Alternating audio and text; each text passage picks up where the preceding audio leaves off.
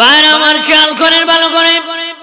ও বাবাজি, কবর এমন একটি জায়গা, কবর সবাইকে চাপা মারবি, গুনাহগারকে চাপা মারবি, বেঈমানকে চাপা মারবি। আল্লাহর ওলিও কবরে গেলে কবর চাপা মারে। কেমনে মারে জানেননি? বাবা যখন, মা যখন ছেলেকে দুধ পান করায়, হাত দিয়া চাপ দিয়া ধরে। বন্ধু বন্ধুর সাথে দেখা হলে গো, সিনার সাথে সিনা চাপ দিয়া ধরে। ঠিক আল্লাহর ওলি যখন কবরে যায়, দুই পাশের মাটি ভালোবেসে চাপ দিয়া ধরে। সরে কোন না সুবহানাল্লাহ। আর গুনাহগারকে কবর চাপা মারে। কি পরিমাণ চাপা দিলে জানুনি? ওই পরিমাণ চাপ দিবি যে পরিমাণ চাপা দিলে জীবনের গুনাহ মাফ হয়ে যাবে। কত চাপা দিবে? যত দিলে মাফ হবে তত চাপা দিবি। আখিরাতে কিয়ামতের দিন জান্নাতি হয়ে হাসরের মাঠে উঠে যাবে। জোরে কই না। আর ফাসিক বেঈমানকে কবর চাপা দিবি। ডান দিকের হাড় বাম দিকে যাবে, বাম দিকের হাড় ডান দিকে যাবে, একদম চুরমার করবে রে। কবরের আযাব রুহুর উপর দেওয়া হয়, দেহের উপর দেওয়া হয় না।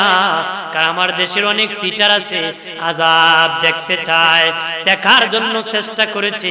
আমার আল্লাহ জানে, এই জন্য কবরের আযাব রুহুর উপর দেয়, দেহের উপর দেয় না রে। অনেকে মৃত ব্যক্তি আজরাইল কোন দিকে আসে গ্লাস ফিটিং করছে, কিন্তু দেখতে পারে নাই। কবর রেকর্ড দিয়েছে, রেকর্ড করবে, রেকর্ড হয়। কবরের আযাব দেখতে চেষ্টা করেছে, দেখতে পারে, দেখতে পারছে। আমরা না দেখিয়া বিশ্বাস করি, এটা হলো ঈমান। যেদিন দেখব সেদিন হবে প্রমাণ। সেদিন হবে কি? সেদিন ঈমান হবে। আমরা দেশে নাস্তিক মুরতাদ বলে কবর বলতে কিছু নাই, হাসর বলতে কিছু নাই, মিজান বলতে কিছু নাই। নাউজুবিল্লাহ। ওরা তো বলতে বলতে আল্লাহ বলতে কিছু নাই, কন্যা নাউজুবিল্লাহ। ওরা বলে মহাশূন্যে নাকি একটা গ্রহ ছিল, হঠাৎ করে বিস্ফোরণ হয়ে গেছে, হয়ে যায় নাকি পৃথিবী হয়ে গেছে। নাউজুবিল্লাহ বলি, জোরে বলি। আমি যদি বলি, হে চুনারগড়ের মুসলিম জনতা, এখানে একটা লোহার টুকরা ছিল, হঠাৎ করে বিস্ফোরণ হয়ে গেছে, এক টুকরা মেশিন হয়ে গেছে, হরেন হয়ে গেছে, ইউনিট হয়ে গেছে, বাবাজি তার হয়ে গেছে, স্ট্যান্ড মাই স্ট্যান্ড হয়ে গেছে, সব মিলে বাইরা মাইক হয়ে গেছে। ওইবনি মাইক আপনারা কইবেন, এই তার সিরা হুজুরটাই আইলো করতে। লোহা বিস্ফোরণ হয়ে মাইক হয়ে গেছে বললে যদি তার সিরা হয়, যারা কম মহাশূন্যে বিস্ফোরণ হয়ে পৃথিবী হইছে, এরার তার কেমন শিখছে? কথা হয় না, ডাবল শিখছে না? কইতে পারেন, এরা তো বড় বড় শিক্ষিত মানুষ, এরার তার আবার কি? শিক্ষিত লোকের তার বেশি ছিল, শিক্ষিত লোকের তার কি বেশি। এক শিক্ষা অফিসার গেছিল এক শিক্ষা প্রতিষ্ঠানে, ক্লাসরুমে ঢুকিয়া কয়, এখন কোন ক্লাস? ছাত্ররা কয় অঙ্কের ক্লাস। এর ক্লাস ভালো সময় আইছি, একটা অঙ্ক করো। তো পোলাপান কাগজ কলম নিছে, তোমাদের গেট থেকে ক্লাসরুমে আসতে আমার 10 মিনিট সময় লেগেছে, বলো তো আমার বয়স কত? বুঝছেন নি? অঙ্ক গেট থেকে আসতে ক্লাসরুমে 10 মিনিট সময় লাগছে, বেচারার বয়স কত বাইর করতে। এটা অঙ্কের যা। পোলাপান কাগজ কলম ফালায় বসে রয়েছে। প্রত্যেক ক্লাসে দেখবেন পণ্ডিত পোলাপান থাকে। চাচার সাথেও 2-1 ক্লাসমেট পণ্ডিত ছিল, আমার সাথে সবার সাথে 2-4 জন একটু পণ্ডিত মার্কা থাকে। এক পণ্ডিত এমনি আঁকাইতেছে, একটু পরে অঙ্ক করছো রে? স্যার আমি করছি। ক বয়স কত? স্যার আপনার বয়স 60। আন্তাজি কইছে, লাগিয়ে গেছে। স্যার কইতেছে অঙ্ক করতে তো সূত্র লাগে, তুই তো অঙ্ক করছো, কোন সূত্র অঙ্ক করছো? অবশ্যই স্যার সূত্র আছে, বিনা সূত্রে আমি অঙ্ক করি। সূত্র ছাড়া তো অঙ্ক হয়? আমি সূত্র ছাড়া করি না, অবশ্যই সূত্র দিয়ে। কি সূত্র? আমার বাড়ির পাশে একটা চাচাতো ভাই আছে, আধা পাগল, এর বয়স 30, আপনি পুরা পাগল বয়স 60। কারণ আধা পাগলের বয়স যদি 30 হয়, পুরা পাগলের বয়স কত? নাস্তিকরা পুরা পাগল, পাগল ছাগল ছাড়া এমন কথা বলতে পারে? আলামিন আমাদের কি দয়া করেছে, মায়া করেছে। কত মানুষ কত জায়গায় বিজি হয়ে আছে, ঘোরাইতেছে, অযথা আড্ডা দিতেছে, কিন্তু আল্লাহ আমাদেরকে এই বেহেশতের বাগানে কবুল করেছে। এখানে বসলে কিয়ামতে হিসাব সহজ হবে। হিসাব কি হবে? যতক্ষণ বসবেন ততক্ষণ হাসরে হিসাব কি হবে? সহজ হবে। আপনারা মনে করতেছেন যে খুব ভালো আছেন, না না, এখানে যারা বসছে তারাই ভালো আছে। ওই ব্যক্তি ভালো যার বিচারে, শেষ বিচারে হিসাব সহজ। ওই ব্যক্তি ভালো কি, যে শেষ বিচারের হিসাব সহজ। বসে পড়ি আমরা, বসলে লাভ হবে। ওয়াজ নসিহত যারা করে, যারা শুনে, যারা করায়, সবার উদ্দেশ্য একটাই, দুনিয়ার থেকে বেহেশতি হয়ে কবরে যাবে। দুনিয়ার থেকে বেহেশতি হয়ে কি, কারণ কবরে নতুন করে বেহেশতি হওয়া যাবে না। দুনিয়ার থেকে সহি আকীদা নিয়ে যেতে হবে, দুনিয়ার থেকে সহি আমল নিয়ে যেতে হবে। কবরে গিয়ে নতুন করে বেহেশতি হওয়া যাবে না। এই মুহূর্তে যদি কেউ মারা যায়, তাকে কবরে রাখা হয়, তিনটা প্রশ্ন করা হবে, একটার উত্তর যদি দিতে না পারে, কবরে শান্তি হবে না অশান্তি হবে? বলেন, কবরে শান্তি না অশান্তি? জোর হাত ধরে যদি কয় 3 দিনের সময় দাও, আমি আবার যাব, বলেন সুযোগ আছে? সুযোগ নাই। তার মানে এখনই বেহেশতি হতে হবে। কখন? এখন। কারণ নতুন করে কবরে বেহেশতি হওয়া যাবে না। দুনিয়ার থেকে সহি আমল ও সহি আকীদা নিয়ে যেতে হবে। সুবহানাল্লাহ বলি। ছেলেরা যখন মাটি খেলাধুলা করে, তখন রেফারি বাঁশি বাজায়, খেলা শুরু হয়, পার্সাবার্সি শুরু হয়, কে গোল দিবে, কে জিতবে, কে হারবে। সময় যখন শেষ হয়, রেফারি বাঁশি বাজায়, সময় নাই। এর ভিতরে যারা গোল দিছে তারা জিতে গেছে, যারা দিতে পারে নাই তারা হেরে গেছে, নাকি? যারা জিতবে তারা হারবে না, যারা হারবে গো তারা আর জিতবে না রে। এই দুনিয়া আমরা এসেছি বড় হওয়ার লোভে, টাকার মালিক হব, কোটিপতি হব, সোনার ঘাটে বাসা বানাবো, হবিগঞ্জে বানাবো, ঢাকা বানাবো, বানাবো বলতে বলতে এই পার্সি করতে করতে হঠাৎ মালাকুল মউত নামক রেফারি বাঁশি বাজায় দিবে, সময় নাই। ঠিক কিনা? ওই সময় যারা ঈমান নিয়ে মারা যাবে তারা বেঈমান হবে না, যারা বেঈমান হয়ে কবরে যাবে তারা আর ঈমানদার হবে না, যারা আমল নিয়ে কবরে যাবে তারা বেআমলদার হবে না, যারা বেআমলদার হয়ে কবরে যারা তারা আর আমলদার হবে না। কখন ঈমান আমল মজবুত করতে হবে, এই দুনিয়া হায়াতি জিন্দেগিকে করতে হবে, তাহলে আমার আল্লাহ শান্তির জায়গা জান্নাত দান করবে, শান্তির জায়গা জান্নাত দান। তাহলে আমাদেরকে এই নেক আমল ও সহি আকীদা গ্রহণ করতে হবে। কথা বলেন ঠিক কি? জোরে বলে। আমাদের সমাজে অনেক আছে, বেটা কোন পথে আছে মানুষ টের পায় না। কথা বলে, কোন রাস্তা হাঁটে কি, এক বেটা শাক গায়ে দিছে, পিছনে বুতাম লাগাইছে। কি লাগাইছে? কমিয়া মানুষ লাগায় সামনে বুতাম, তুমি পিছে লাগাইছে। লাগাইছি হাঁটলে মানুষ যেন টের পায় না আমি আইতাছি না যাইতাছি, আইতাছে না যাইতাছে। তা আমরা কিছু লোক আছে, এরা দেখলে বুঝা যায় না কোন পথে হাঁটে। কথা বলে। আমার প্রাণের বাবাজিরা খেয়াল করেন ভালো করে। ও প্রাণের বাবাজি, ইমাম গাজ্জালী রাহমাতুল্লাহ আলাইহি বলেন, লুকিং গ্লাস অর্থাৎ আয়নার দিকে তাকাও, সুন্দর চেহারা দেখার জন্য তাকায় না, তাকায় দেখো তোমার কালো চুল সাদা হয়ে গেছে, কালো দাড়ি সাদা হয়ে গেছে, চেহারার মধ্যে লবণতা এসে গেছে।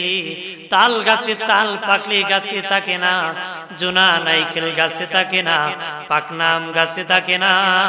বান্দা তোর পাকা ধরেছি, ই দুনিয়া তাকার জাগা নারী। পাকা ধরেছে, তাকার জায়গা না বাগার জায়গা? বাগিয়ে ফলে কেউ টাকছে, কেউ বাঁচতে পারছে? পারে নাই, পারবেও। ভাইরা আমার খেয়াল করেন ভালো করে। ও প্রাণের বাবাজি, কেউ বলাতে পারে নাই।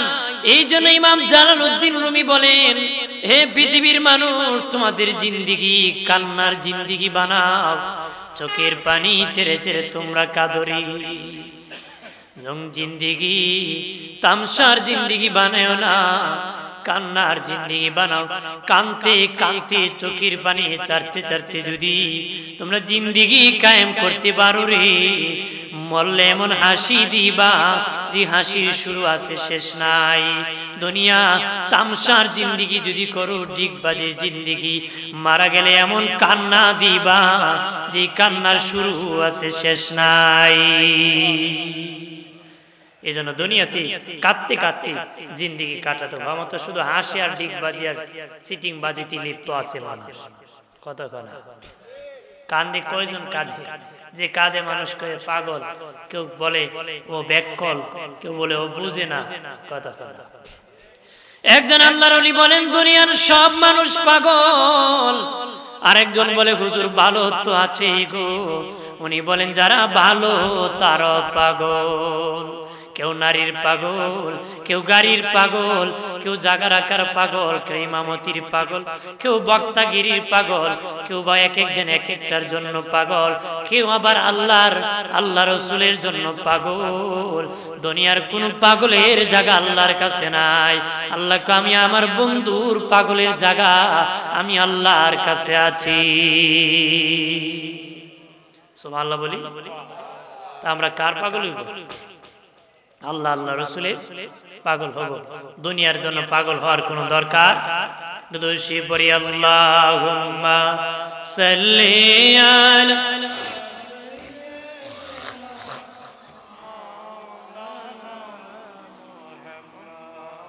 ওয়া আলা আলি সাইয়্যিদিনা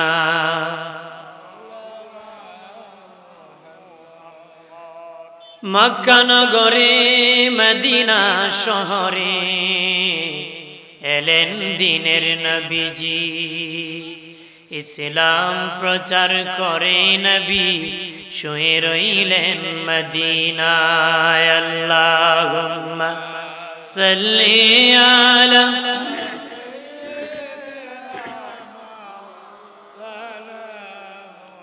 ওয়া আলা আলি সাইয়্যিদিনা।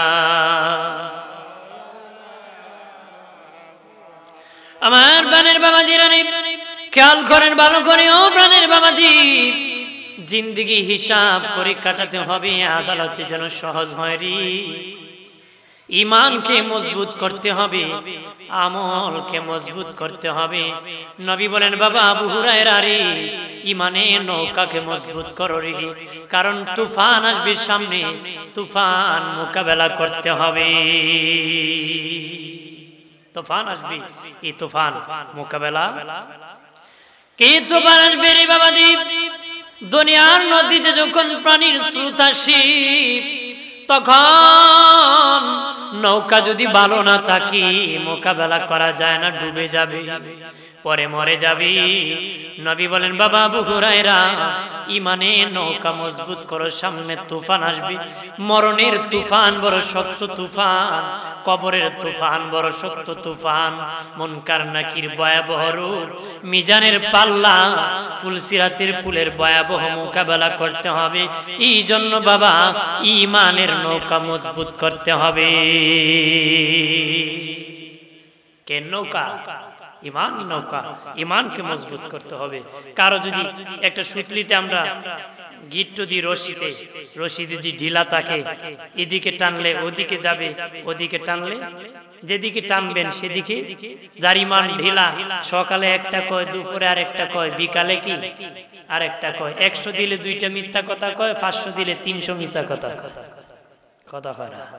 আর 1000 দিলে কয় তোমার জন্য জীবনই আমি দিয়ে দিই। আছে না? ধরে বড় লোন থেকে আইসি চেয়ারম্যান হইতো, দেখো ভাই সাহেব আইয়ে ফার্ম দিতেছে, আপনি চেয়ারম্যান হইতেন না কি হইতো? বড় খুশি হয়ে দিছে 5000 পাইয়া হাইটা হাইটা যায়, মানুষ মাটি খামারে ভোট পায় না, আর তা আইসে চেয়ারম্যান হইতো। কথা হয়, আছে কিনা? টাকা খাইয়ে মিথ্যা কয়, আবার ঘুরে পল্টি দিয়ে আরেক কথা কয়। সমাজে এরকম খারাপ মানুষ আছে কিনা?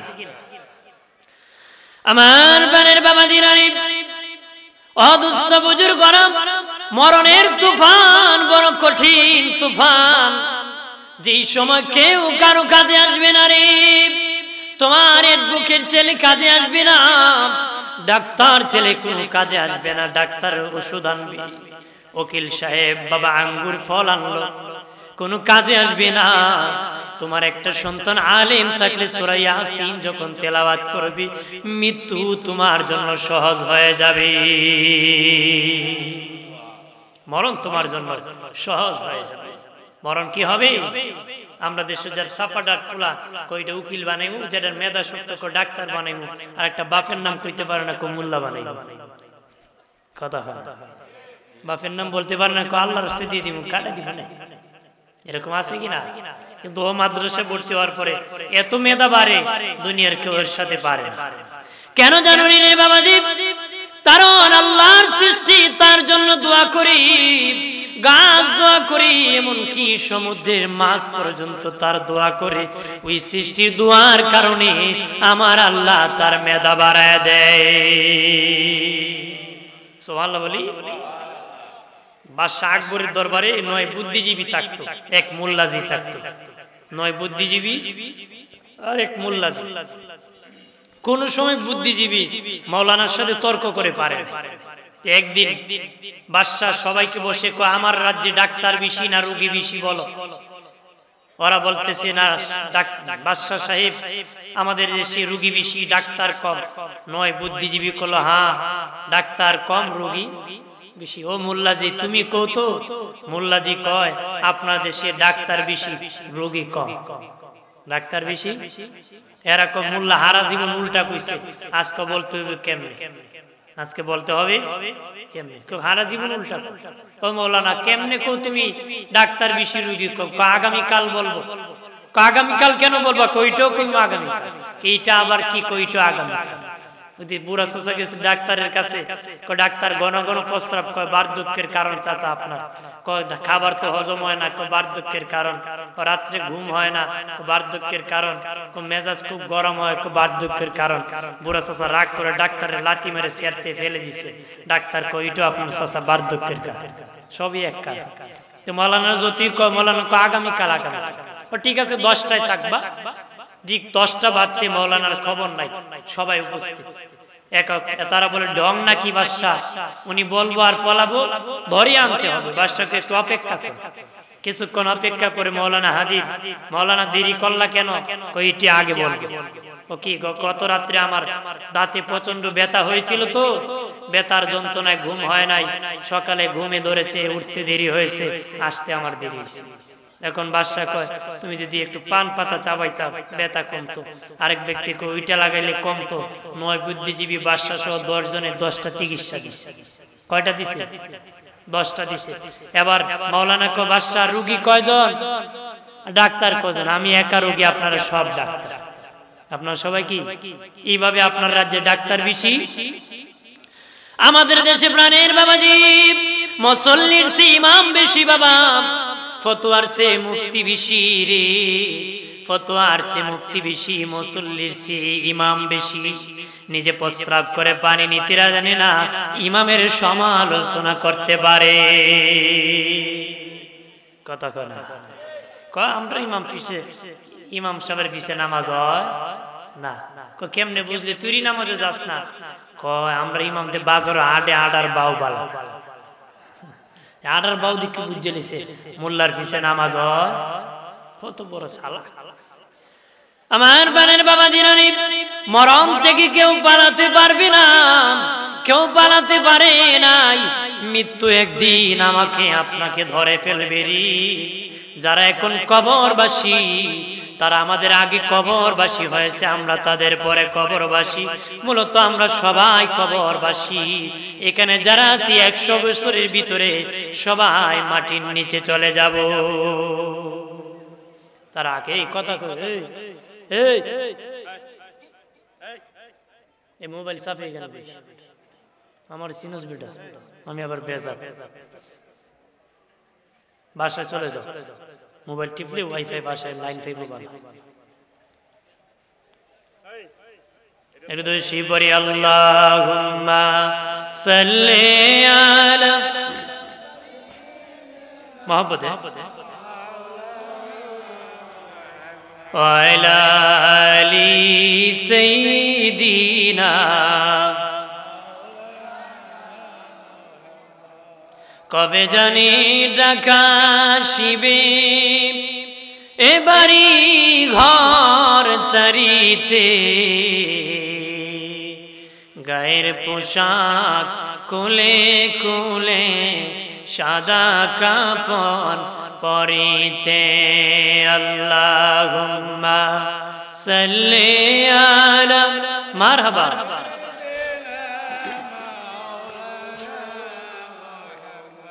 ওয়ালা আলি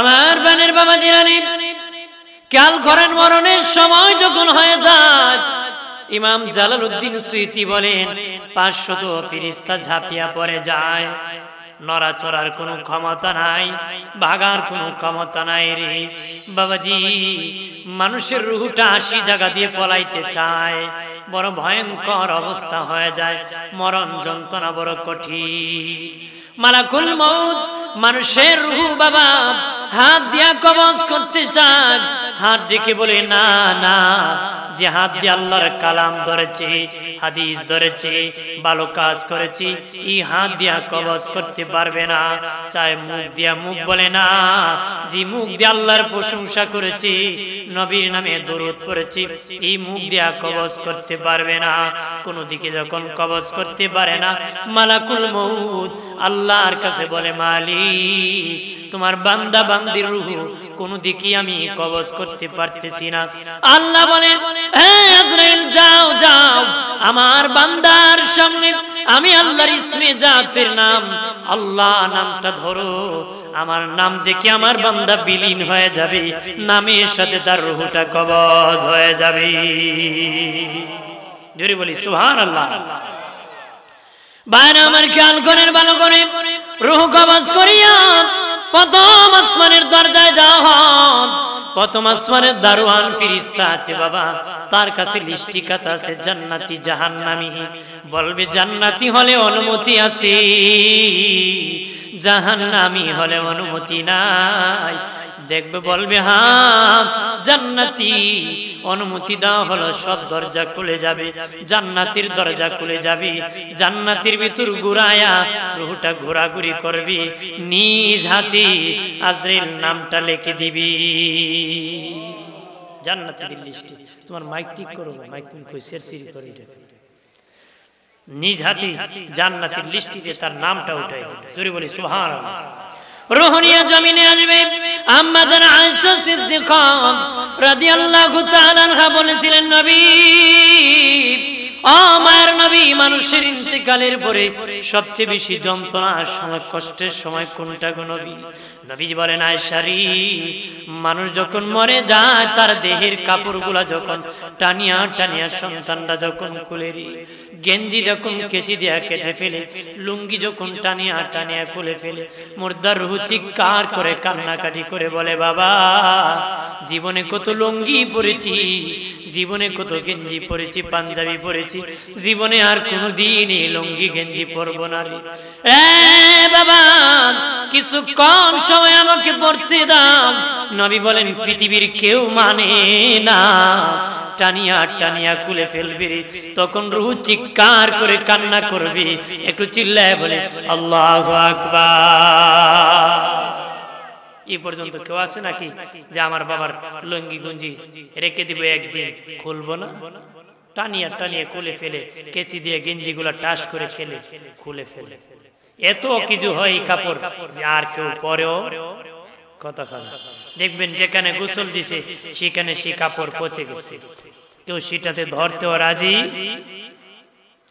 বাইরে আমার খেয়াল করেন ভালো করে তারপরে নবী বলেন দুই নম্বর হলো উঁচু জায়গা থেকে যখন নিচু জায়গার মধ্যে নামায় দেওয়া হয় আমিরুল মুমিনিন খলিফাতুল মুসলিমিন ওমর ইবনুল খাত্তাব রাদিয়াল্লাহু তাআলা আনহু বলেন পৃথিবীর মানুষ তোর বাবা মরে যাক মা মরে যাক এত তাড়াতাড়ি নিচু জায়গার মধ্যে নামায় দিস না রে যখন উঁচু জায়গা থেকে নিচু জায়গা খাট থেকে নামায় দেওয়া হয় রূহ চিৎকার দিয়া বলে বাবা জীবনে অনেক কষ্ট করেছি, আর তো জীবনে খাটে ঘুমাবো না রে, কিছুক্ষণ আমাকে খাটে ঘুমাইতে দাও, কিছুক্ষণ আমাকে ঘুমাইতে দাও।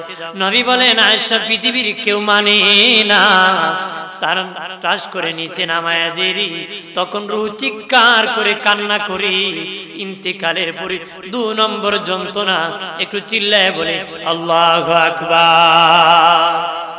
3 নম্বর যন্ত্রণা হলো মারা যাওয়ার পরে লাশ যখন ঘর থেকে বাহির করা হয়, বাবার লাশ ছেলেরা যখন দরে দরে ঘর থেকে বাহির করে, মায়ের লাশ মেয়েরা যখন ঘর থেকে বাহির করে, রূহ চিৎকার করে কয় বাবা এই ঘর বানাইতে প্রবাসী জিন্দেগি করেছি, মানুষের বাড়ি কাজ করেছি, বৃষ্টি ভিজেছি, রোদ্রে শুকাইছি, কত মেহনত করেছি, সীমানা ধাক্কা ধাক্কি করেছি, ঘর বানাইতে কত মিথ্যা কথা বলেছি, গুনাহ কামাই করে বিদায় হতেছি রে, কিছুক্ষণ আমাকে ঘরে থাকতে দাও।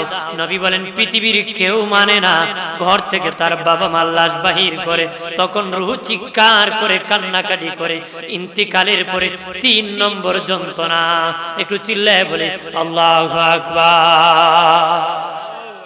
3 নম্বর যন্ত্রণা।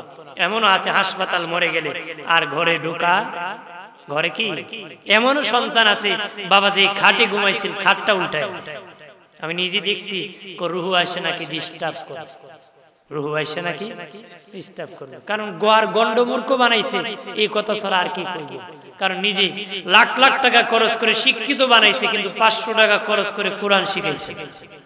কথা হয় ও এই কথা কইব না কি কইব, মানুষ কাঁদে ওর বাপ মরছে, ও বিড়ি টানে বসে, মানুষ কইটা ডানস যারা পারিবারিক শিক্ষা, আমার বাবু খাইতো আমি খাই, কথা হয়।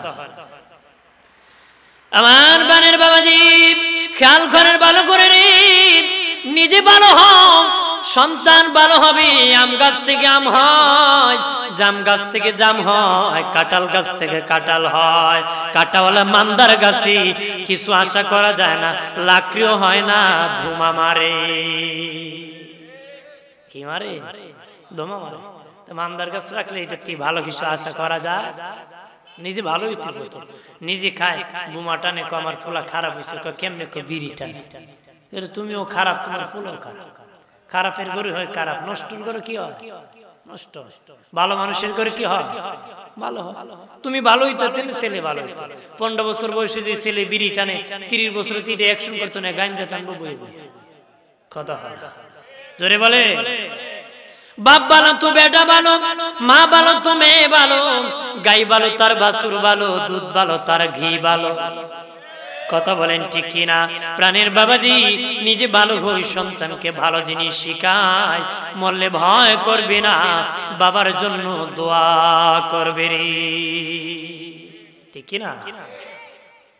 আমার বানের বাবাজি, ও বাবাজি, যদি জাহান্নামী হয়, সুদখোর ঘুষখোর হারামখোর হয়, রূহ নিয়ে যখন প্রথম আসমানের দরজায় যাবে গো বাবাজি, দরজা খুলবে না, বলবে জাহান্নামী, সে বদকার জাহান্নামী, তার অনুমতি নাই, রূহ নিয়ে জমিনে আসবি।